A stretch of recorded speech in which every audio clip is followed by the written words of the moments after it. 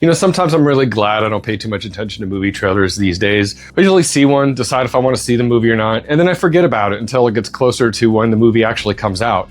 That's how it was with Sinners, and I gotta say, it's really nice to have a movie like this sneak up on you in a barren wasteland of terrible movies.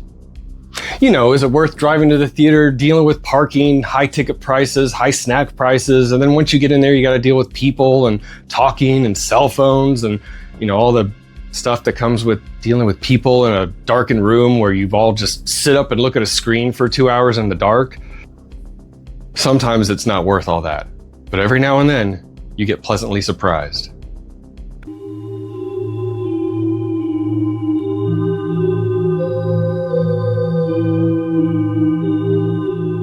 Sinners, directed by Ryan Coogler, stars Michael B. Jordan, the De Niro to Coogler's Scorsese, in dual roles as Smoke and Stack.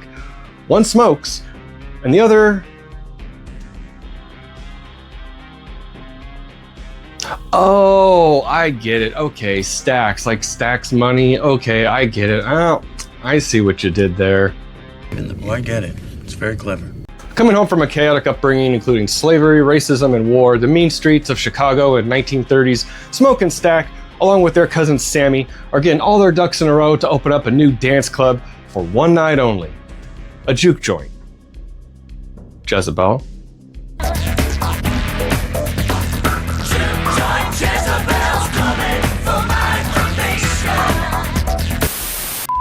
A juke joint featuring all their friends and acquaintances, some eager and some reluctant to show up, but everyone has a job. Some people that cook the food, a bouncer, the musicians, and a few old flames, but everyone Smoke and Stack pick up along the way has a history with the twins that we learn in the front half of the film. Like Nicolas Cage in Adaptation and Jeremy Irons in Dead Ringers, Michael B. Jordan plays dual roles as twins Smoke and Stack, and you know, it's really hard to tell the two apart at times. Stop them! But my best hack is to say, look at their hats. Smoke is wearing the blue hat, and he's the more calm, cool, collected, experienced of the two. And Stack wears the red hat because Stack is very hot-tempered and still anxious to prove himself. But our real anchor in the story is Sammy, who is Smoke and Stack's cousin, who has a voice of gold and can play the blues like nobody can. Sammy wants to make it big, singing the blues, but his overbearing preacher father tells him it's the devil's music. The devil's music. Of course he does. So without spoiling anything, I can say that when Sammy and company eventually do face off against the vampires, he and the others are the sinners because their music, which people consider evil, is saving their asses from the devil, or vampires, or, you know, evil. No, seriously, this guy, Miles Caton, it's his first movie, his first role, playing Sammy, kills it in this role. When you first hear him sing early on in the film, Michael B. Jordan has this reaction that's just so, it's so fucking great because it's literally your reaction, the audience's reaction to his voice. And then you're smiling and laughing with Michael B. Jordan because he's so amazed by Sammy and the money he thinks they're gonna make off of him that night. The woman that I'm loving, she sure don't feel like that. We gonna make some money. We gonna make some money. This is the moment that I knew I was in capable hands with Coogler. And you know, the thing about Sinners is there's so much to consume, from the impressive production design to the subtle nuances of the performances and just all the weight and all that exposition that gives you about these characters right before you're about to put them through the ringer. I mean, you really get to take the time and know most everybody who was your main cast going into this juke joint, which, you know, spoiler, takes up the second half of the film. The film may be front-loaded with all that exposition, but it rarely ever stops moving forward. I mean, this film does have a momentum, even when you're just getting exposition, because you're still learning new things you didn't know about these characters a minute ago. They do this to make you care about the characters so that when they go through shit, you give a shit. So you cared whose ass it was and why it was farting, and I believe that time can come again. Then at about the halfway mark of the film, the white people show up. Bigot. Now you're probably thinking, oh, of course, they're the villains, they're the bad guys.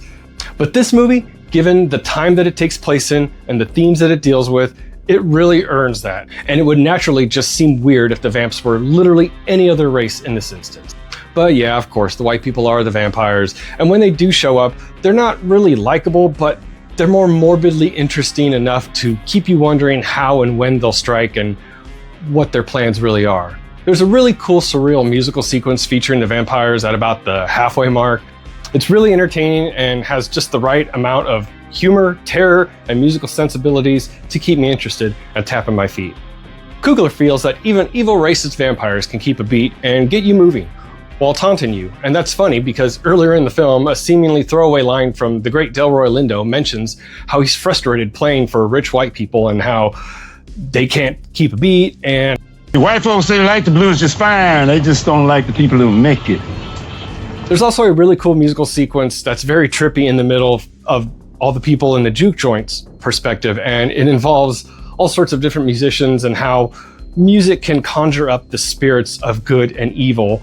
And that's basically what these two groups are doing, is they're singing their songs and conjuring up all that good and evil between them.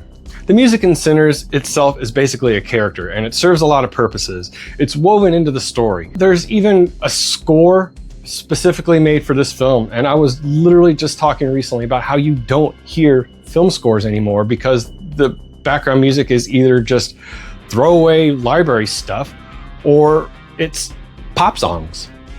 From the opening narration, you are told that music is powerful and has strange abilities. Some consider to be unnatural. Get out of here, Palpy. The Revenge of the Sith 20th anniversary screening is down the hall. I'll be there in a minute. You know, it's so good to just go to a movie and just be along for the ride and know you're in capable hands with a proven director directing his actors to give great performances with material that's important, interesting, and personal. Oh, what a relief it is. And fun. You have to have some fucking fun with it. It's a vampire movie, so, you know, vamp out.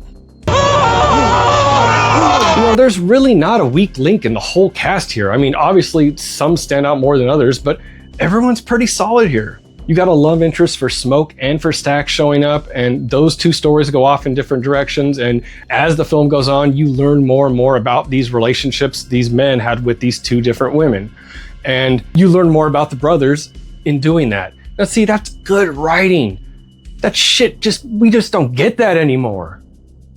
I'm just gonna say right now, Michael B. Jordan and Miles Caton especially should hopefully have some Oscar buzz surrounding their performances in this. Even though I know that's still another 9 months away, I just hope they're included because they really deserve it. But no, in all truthfulness, both these actors really deserve all the accolades that they hopefully will and should receive for this film. And you know, I do feel the need to mention something that's everyone's been talking about with this movie. Racism? This because we're... No! Colonel. No! It's that there's like 3 endings to Sinners. So if you're one of those people who likes to bolt for the door the second you sense the movie's about to end, you're really gonna miss some important stuff. And let me tell you, it's worth sticking around for. It's like Lord of the Rings. You think it's over a couple of different times, but then you just keep getting more and more material. I mean, they're all worth staying for, don't get me wrong, especially the one that goes on a little longer than the rest, but that expands on the true ending of the film taking place in the early 90s. Ah, the 90s. Time I miss and remember and love oh so very, very, very much.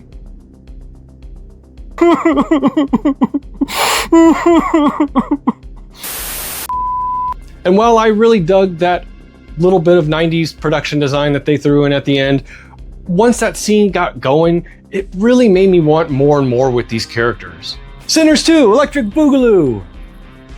Many others have referenced From Dusk Till Dawn as an influence on Sinners, and while that's a fair assessment, the similarities don't go much further than they're both films that bring in vampires in the second half with survivors trapped in a bar/music venue. Oh yeah, and there's something else, but talking about that would be a spoiler. I did notice a couple references to other classic horror movies like The Shining and Carpenter's The Thing.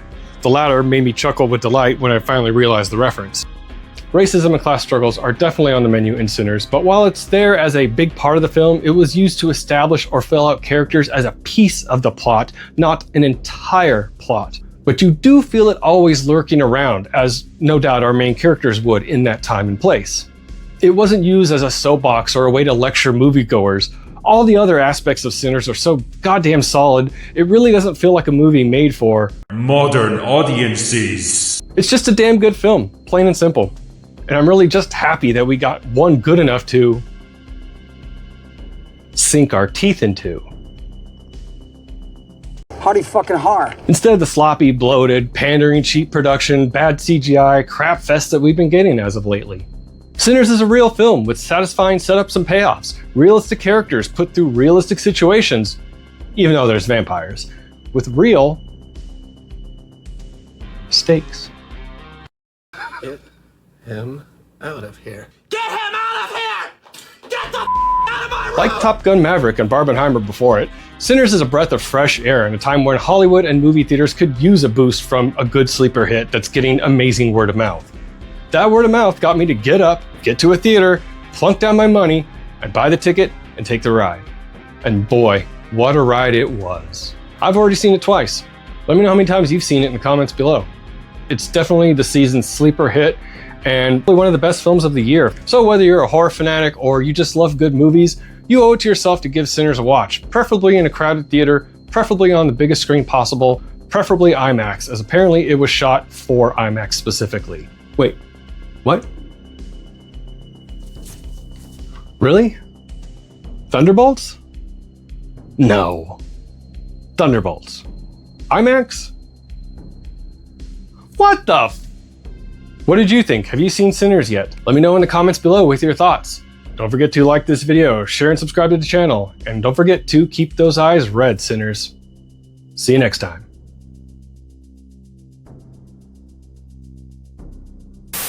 We have breaking news. I've just been informed that Sinners will be returning to 70mm IMAX the week of May 15th through the 21st due to popular demand. So, fuck you, Thunderbolts. And now I'm gonna fill this silence with the words I'm saying right now. Who gives a shit? All right. Fuck me, right?